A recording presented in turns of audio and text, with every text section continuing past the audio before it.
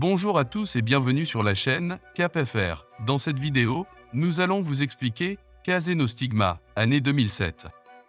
Kazuma Yagami est un jeune homme appartenant à la famille Kanagi qui peut contrôler le feu. Cependant, Kazuma a été expulsé de la famille, tout cela parce qu'il est un déchet qui ne peut pas utiliser les pouvoirs de feu. Après s'être entraîné pendant 4 ans en Chine, Kazuma revient enfin au Japon. Mais cette fois, en tant que mage du vent le plus puissant du monde. Après avoir passé 4 ans en Chine, Kazuma Yagami a changé de nom et est retourné au Japon pour terminer un travail d'exorcisme. Au manoir du client, il rencontre un membre de la famille Kanagi, qui se moque de Kazuma pour être la poubelle de la famille mais Kazuma l'ignore. Le gars prend les devants pour capturer l'esprit maléfique mais échoue. Le client supplie Kazuma de l'aider à lui offrir une plus grande récompense, alors Kazuma avance et bat l'esprit maléfique en utilisant sa magie du vent. Plus tard, lorsque le successeur de la famille Kanagi Ayano rentre chez lui, elle apprend que Kazuma est de retour et est devenu un expert en magie du vent. Son père, Jugo, a pitié de lui car Kazuma doit quitter sa famille à cause de son manque de compétences. Par conséquent, Ayano possède l'épée traditionnelle de la famille en Réa et sera le prochain chef de famille. Cependant, le père de Kazuma, Janma Kanagi, n'est toujours pas disposé à accepter Kazuma car il ne peut pas utiliser la magie du feu. Au milieu de cette nuit, 3 membres de la famille de la branche sont tués par un utilisateur de vent. La famille doute de Kazuma pour cet acte car il pense qu'il est revenu pour se venger. Jugo envoie 2 hommes du clan Fuga Shingo et Takeya pour amener Kazuma à l'interrogatoire. Ayano les rejoint aussi secrètement. Sur le chemin, un sort de vent s'empare d'Ayano tandis que Shingo et Takeya procèdent pour rattraper Kazuma. Kazuma ne se considère pas comme faisant partie de la maison familiale et refuse poliment. Cependant, un autre utilisateur de vent tue Shingo et Takeya. Quand Ayano y arrive, elle suppose que Kazuma est le meurtrier. Créer une autre rancune entre lui et sa famille. Janma pense que Kazuma n'est pas si stupide de révéler son identité de meurtrier et pense que le coupable pourrait être quelqu'un d'autre. Cependant, Jugo trouve toujours Kazuma suspect et veut que Janma l'interroge. Kazuma aspire juste à la reconnaissance de son père. Il a été banni de la famille il y a 4 ans, mais l'attitude de Janma n'a pas du tout changé. Il croit que Kazuma a appris la magie du vent pour se venger et lui demande de se rendre. Cependant, Kazuma veut seulement faire ses preuves. Il refuse de retourner dans la maison familiale.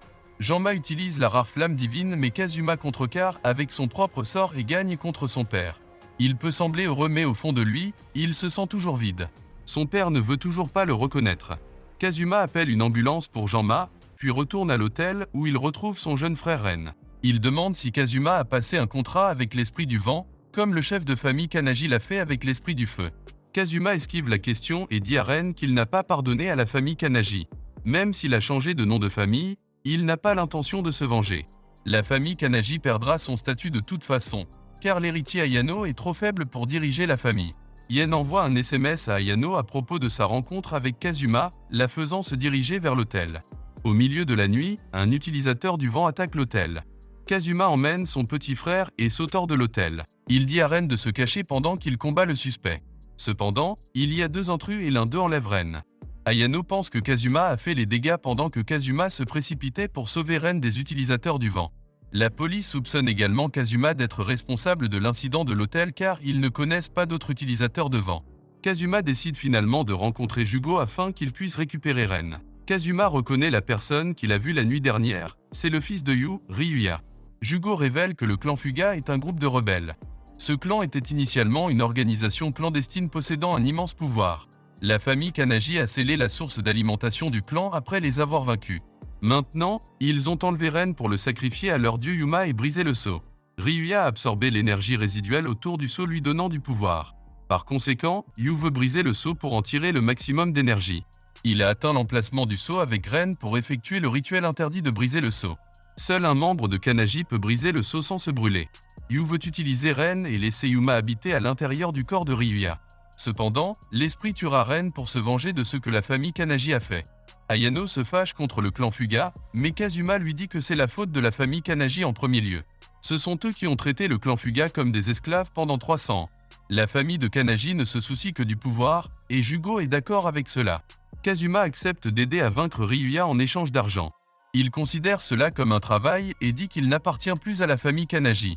Il montre peut-être qu'il s'en fiche, mais dans son cœur, il veut sauver Ren à tout prix. Sur son chemin avec Ayano, il rencontre Ryuya qui est là pour les empêcher de perturber le rituel.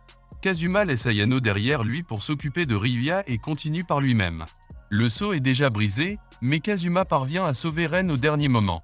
Après avoir vaincu Ayano, Ryuya s'est approché du sceau, laissant Yuma posséder son corps. Dès que l'esprit a pris sa pleine forme, Yu lui demande de commencer la vengeance en tuant Ren et Kazuma. Cependant, Yuma n'écoute personne et se précipite pour tuer celui qui l'a scellé. Ayano de Kazuma CPR avec un élixir de guérison et poursuit Yuma. Tout en poursuivant, Kazuma laisse tomber Ren pour vaincre les mauvais esprits et s'en prend à Yuma. Kazuma combine son pouvoir et ses techniques avec Ayano, mais les attaques n'ont aucun effet sur Yuma. Kazuma demande à Ayano de gagner du temps jusqu'à ce qu'il rassemble suffisamment d'énergie. Au début, Ayano ne pouvait pas causer une simple égratignure à l'énorme bête. Elle se souvient alors de toutes les choses que Kazuma a dites sur le fait de ne pas abandonner et de se battre jusqu'à la fin. Elle se lève avec une plus grande détermination et cause de graves blessures à Yuma. Les yeux de Kazuma changent de couleur et il utilise la magie du vent pour geler Yuma au même endroit. Dès qu'Ayano reçoit le signal de Kazuma, elle transperce Yuma avec son épée. Le lendemain, Jugo invite Kazuma à la célébration pour avoir vaincu Yuma. Là, il rencontre la sœur de Takeya, Misao Ogami. Elle attaque Kazama quand il lui dit qu'il a déjà attaqué Takeya. Cependant, Kazuma se défend facilement et Misao est puni par Jugo. Kazuma se moque de Takeya pour avoir été tué à cause de sa faiblesse et quitte la célébration. Le lendemain, Ayano rencontre Kazuma alors qu'il se trouve devant un hôtel avec une fille. Ayano nie ses sentiments envers Kazuma, mais elle et Ren le suivent dans toute la ville. Il trouve Kazuma en train de rencontrer Misao, puis ils marchent ensemble vers un hôtel. Mais c'est un piège mis en place par Misao pour tuer Kazuma en engageant des snipers. Kazuma survit à toutes ces attaques de pitié. Dire à Misao qu'elle a beaucoup changé depuis leur rencontre il y a des années. Misao pense que Kazuma est responsable de la mort de son frère. Kazuma demande à Ayano de ne pas punir Misao car elle ne peut de toute façon pas nuire à Kazuma. Soudain, une personne mystérieuse s'approche de Misao en lui offrant le pouvoir de se venger. Misao s'est jointe au méchant qu'elle a rencontré. Elle a commencé à tuer des citoyens innocents pour obtenir suffisamment de pouvoir pour vaincre Kazuma. En quelques jours, Misao a tué des dizaines de personnes. Comme la famille Kanagi a perdu sa capacité de suivi après la rébellion du clan Fuga, Jugo demande à Ayano de prendre l'aide de Kazuma pour enquêter sur cette affaire. En utilisant Ayano comme appât, Kazuma réussit à suivre la source de l'énergie maléfique atteignant l'emplacement de Misao. 96, Ayano les trouve également et attaque Misao mais elle disparaît. Dire qu'elle reviendra après avoir rassemblé suffisamment d'énergie pour affronter Kazuma. Le méchant aide Misao à absorber l'énergie des âmes qu'elle a rassemblées. Il la convainc qu'elle ne fait rien de mal car son intention est bonne. Jugo a confié la responsabilité du meurtre de Misao à la famille Ogami. La tâche est retirée à Kazuma mais il veut quand même continuer. Ayano veut arrêter Kazuma car il ne les laissera pas s'occuper de Misao. De plus, elle soupçonne que Kazuma est amoureux de Misao. La famille Kanagi prend l'aide de Kirika Tachibana. La même fille qu'Ayano a vue avec Kazuma. C'est une inspectrice de police qui aide la famille Ogami à retrouver Misao qui se cache dans une église. La famille Ogami est arrivée là-bas pour la vaincre. Lorsque Kazuma et Ayano atteignent l'église, Misao a déjà tué sa propre famille mais est toujours incapable de vaincre Kazuma. Le gars qui la guide apparaît enfin. Il utilisait juste Misao pour rassembler des âmes qu'il utilisera pour augmenter sa propre force. Lorsque Misao réalise ses péchés, elle tombe inconsciente. Le gars se présente comme Michael Orley des Stars de Saga City. C'est un disciple du vieil ennemi de Kazuma qui est venu le tuer. Michael transforme Misao en un dragon suprême en utilisant l'énergie des âmes qu'il a collectées. Kazuma dit à Ayano qu'il est déterminé à protéger tout le monde, donc il ne peut pas laisser Misao se faire tuer dans cette bataille. Il combine son énergie éolienne avec l'épée spirituelle d'Ayano. Il crée une flamme divine qui détruit le dragon sans blesser Misao. Michael a peur de l'immense pouvoir de Kazuma et s'échappe. Lorsque Misao se réveille, elle demande à être tuée. Mais Kazuma pense qu'elle devrait se repentir de ses péchés. Elle décide alors de vivre le reste de sa vie dans l'église en priant pour le pardon. Misao demande pourquoi Kazuma lui a épargné la vie. Il révèle qu'elle l'a protégé lorsqu'il a été victime d'intimidation dans son enfance. Quelques nuits plus tard, un maléfique Itodama entre l'académie où étudie Ayano. Jugo dit à Ayano de se débarrasser de l'esprit. De plus, il a embauché Kazuma comme garde du corps d'Ayano. L'intention de Jugo est de faire en sorte qu'Ayano et Kazuma s'entendent. Lorsqu'ils atteignent l'académie, les amis d'Ayano, Nanase et Yukari, se joignent à eux car ils veulent voir l'Itodama. Après avoir parcouru l'école pendant un certain temps, Kazuma détecte enfin un esprit et ils le suivent. L'esprit maléfique qu'il recherche s'avère être un lutin espiègle nommé Tiana. Elle n'est pas très nocive et n'aime que taquiner les humains. Tiana et quelques autres lutins sont venus exaucer le dernier souhait du cerisier mourant. Après la belle floraison, les lutins partent. Kazuma savait que les lutins n'étaient pas nuisibles et voulait juste faire une farce à quelqu'un. Il aimait juste regarder Ayano se faire taquiner et énerver. À l'école, Ren est poursuivi par une fille de sa classe nommée Kanon Suzuhara. Après avoir passé toute la journée avec elle, Ren rentre chez lui lorsqu'il entend une fille chanter une chanson dans la cour de récréation. Elle invite Ren à jouer avec elle et il accepte volontiers.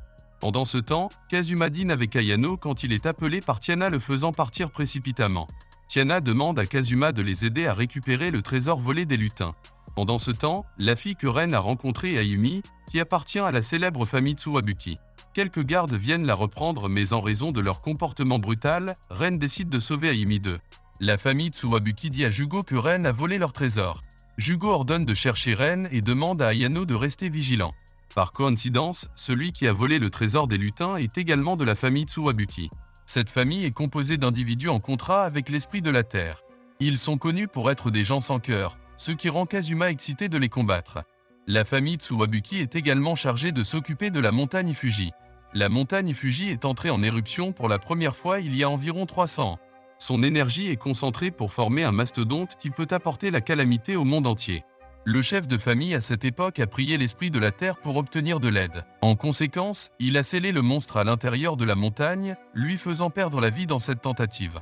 Le saut ne dure que 30 ans, obligeant la famille Tsuwabuki à sacrifier un membre pour renouveler le saut. Ayumi était l'élu, alors elle veut faire de beaux souvenirs avec Ren avant de mourir. Mayumi et son accompagnateur Yuji viennent reprendre Ayumi. Ren fait de son mieux pour la sauver mais elle se rend tout simplement. Elle est l'un des clones de Mayumi, créé pour être sacrifié à la place de Mayumi. Même si elle n'est pas sacrifiée, elle mourra dans un mois de toute façon. Après le retour de Mayumi et Ayumi au palais Tsuwabuki, Kureha change son plan et implique également Mayumi dans le rituel. Ayumi manque de puissance pour terminer le rituel, alors Mayumi doit l'aider. Si le rituel est interrompu, Mayumi pourrait mourir avec Ayumi. Par conséquent, Kureha ordonne à Yuji de s'occuper de Kazuma car il viendra certainement arrêter le rituel. Kureha a en fait transformé son père en statue lorsqu'il a tenté de l'empêcher de ses mauvaises intentions. Depuis lors, elle a pris le contrôle de la famille Tsuwabuki.